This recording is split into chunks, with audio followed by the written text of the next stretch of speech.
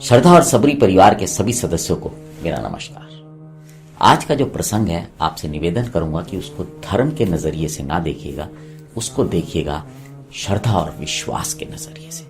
अगर आप इसको श्रद्धा और विश्वास के नजरिए से देखेंगे तो आप समझ पाएंगे कि अगर बाबा में सच्ची श्रद्धा है और विश्वास है तो फिर उसका परिणाम कुछ भी हो सकता है।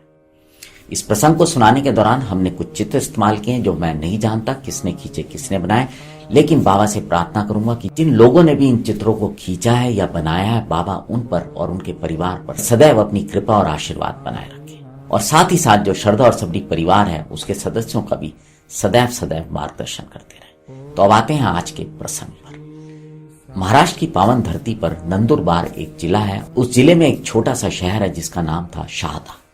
बहुत वर्ष पहले की बात है कि शाहदा में दो मित्र रहा करते थे, एक ब्राह्मण था और एक मुसलमान।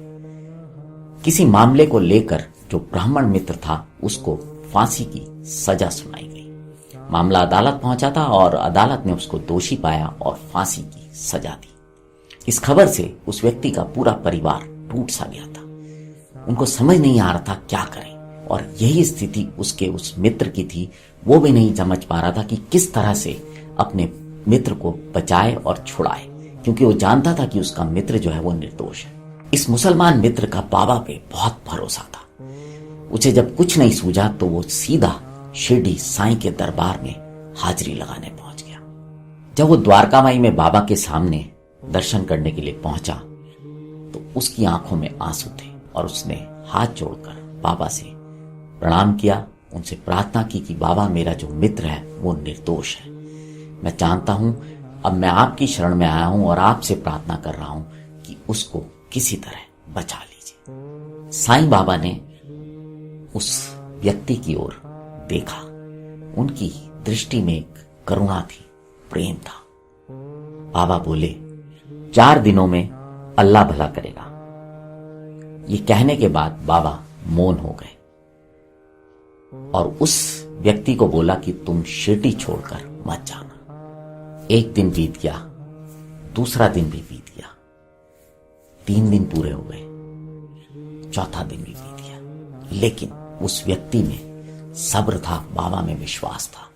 भजन, आरती, द्वारका माई में वो बैठा रहता था और उसको इस बात पर पूरा भरोसा था कि बाबा ने जो कहा है उसके पीछे कोई ना कोई वजह होगी, और जैसा कि उसका विश्वास था वैसा ही हुआ। 4 दिन के बाद उसके पास खबर आई कि उसके मित्र को निर्दोष पाया गया और उसकी जो फांसी की सजा थी वो रद्द कर दी गई। यह खबर सुनकर सब स्तब्ध रह गए और उस व्यक्ति की आंखों से आंसू रुक ही नहीं रहे थे। उसने बाबा का हृदय से धन्यवाद दिया, आभार व्यक्त किया और फिर वो वहां से चला गया। यह प्रसंग हमें सिखाता है कि जहां हम हार जाते हैं, जहां कोई उम्मीद नहीं बचती, जहां सब कुछ खत्म हो जाता है, वहां से उसकी सत्ता शुरू होती है।